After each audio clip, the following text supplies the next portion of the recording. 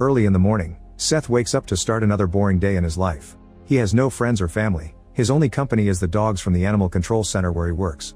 After making sure that everyone is well fed, Seth enters the cage with Lexi and cuddles her just to get some affection. One evening, Seth takes the bus home and is surprised to see Holly. He approaches her to say hello but she doesn't recognize him, so he explains they went to high school together. However, they never hung out. Seth was 1 year above her and knew her because she was popular. He notices she's writing in her notebook and calls her a writer, so Holly clarifies that she works as a waitress and writing is a hobby. Seth makes a bad joke and the mood gets rather awkward. Soon Holly has to get off and Seth tries to ask her out, but she doesn't hear him. That night Seth searches Holly on social media and is pleased to see she has a dog. The next day Seth asks his coworker Nate for advice on how to pick up girls. Nate tells him to be confident and make them laugh. Afterward Seth is devastated to learn that Lexi has to be put down. He takes her out of her cage and holds her down on the table while talking sweetly to her. When the doctor reminds him that he can adopt her to save her, Seth explains he lives in a no-pets building and he can't afford anything better. Lexi dies after she's given the injection and Seth has to take her body to the crematory. Later, while Seth removes Lexi's profile from her cage, he hears a noise coming from the restricted area. He opens the door but doesn't find anything unusual. After work, Seth continues to stalk Holly on social media and begins taking notes on all the things he's learning about her. He goes to every picture to analyze the details and eventually finds the place where she works. The next day he goes to the diner where Holly is working and has to introduce himself again because she doesn't remember him. He tries complimenting her hair but she stays strictly professional and just brings him the food. Moments later Seth tries asking her out and Holly turns him down, saying she has a boyfriend. Seth immediately responds that she doesn't, which creeps her out. She leaves the bill on the table and walks away. That night on her way home, Holly has the feeling that someone is following her. It turns out Seth is outside her house hiding in the bushes. Holly tells her roommate Claire that someone is outside their place but Claire thinks she's just being paranoid. Then Holly gets a call from her ex-boyfriend Eric, who is extremely drunk. After Holly hangs up, Claire tells her she should forgive Eric for everything he did because being alone sucks. Holly refuses and drinks instead. The following morning, Holly arrives at the diner and finds a huge bouquet of flowers with a card that only says "Be mine." After work, Holly visits Eric at his bar and asks him not to send her gifts, but he reveals that he wasn't the one behind the flowers. He tries to convince her to get back together so Holly reminds him that he cheated on her. Soon Seth also enters the bar and watches them from afar. When Holly goes outside to smoke and write in her notebook, Seth follows her and tries to chat with her. Holly still doesn't recognize him and announces she's leaving. Then Seth says he sent the flowers and Holly finally remembers him, realizing he's been following her. A desperate Seth swears he isn't a psycho and just wants to talk, claiming he's never forgotten her after school. Holly tries to leave again and Seth blocks her way, causing her to freak out. She manages to push him off and re-enter the bar, where Eric notices Seth following her. After Holly explains that Seth tried to grab her, Eric jumps over the counter and punches Seth in the face. Although he's bleeding on the floor, Seth can't stop laughing, so Eric kicks him and Holly has to stop him from doing more damage. Eric throws Seth out of the bar, telling him to never come back. As he rolls on the floor, Seth notices that Holly dropped her notebook. Later at home, Seth takes care of his wound before he starts reading. It turns out the notebook is Holly's journal where she rants about anything she's feeling at the moment. Seth stays up late reading every word and feeling connected to her inner fury. The next day at work, Seth enters the restricted area and finds a hatch on the floor. He goes down and finds an old abandoned room that is still connected to the main power lines, which gives him an idea. For the next few days, Seth works hard on his plan. He buys some things online and follows a tutorial to build a cage in the abandoned room. He also keeps studying Holly's journal and steals medicine from the shelter's infirmary. At home, he tests the sedative and instantly falls asleep without any side effects.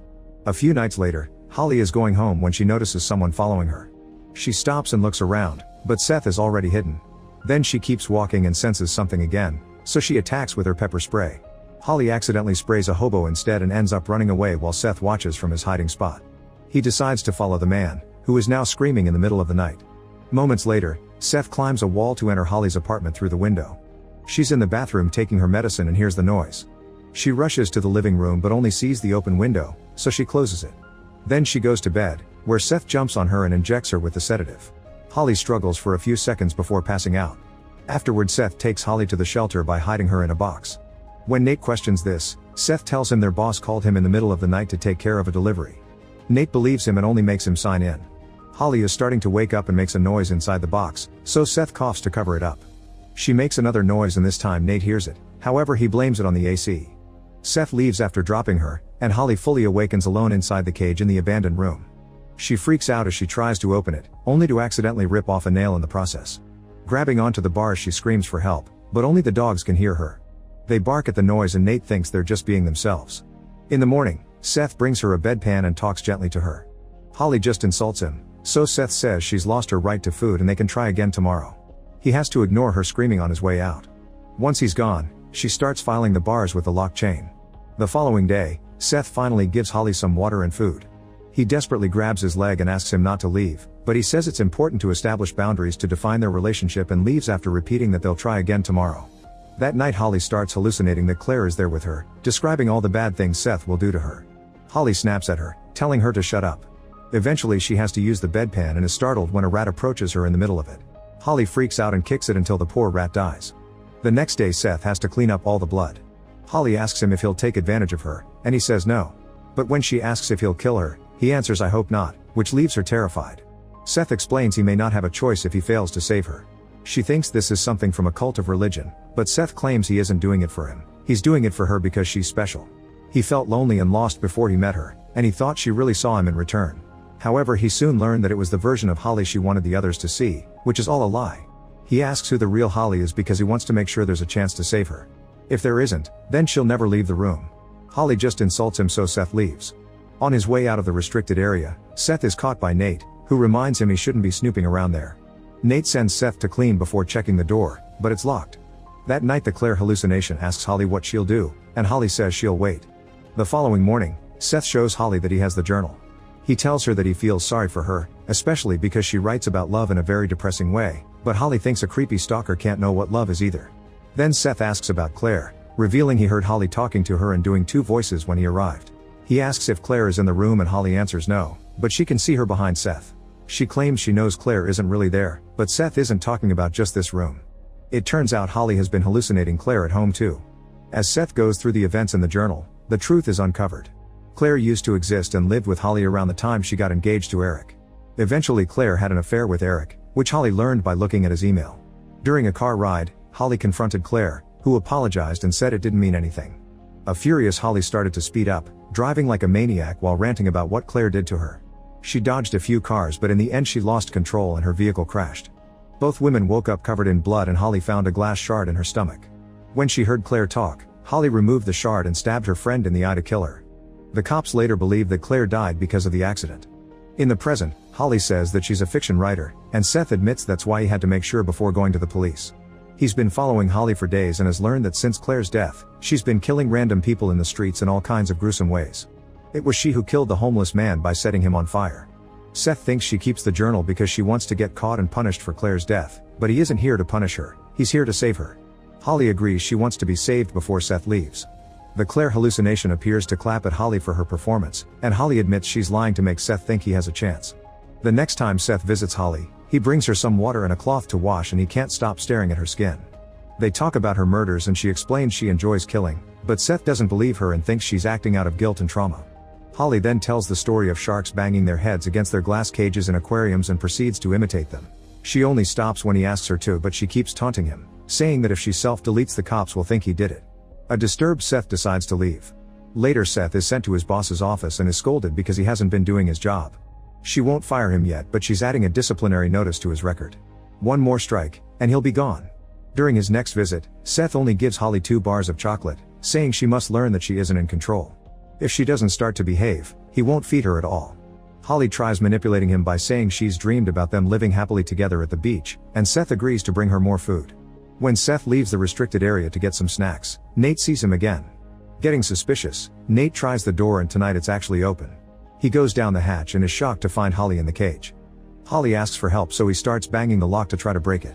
At that moment Seth comes back and Holly makes a gesture, silently asking him to attack. Then she keeps Nate distracted while Seth sneaks behind him to hit him in the head.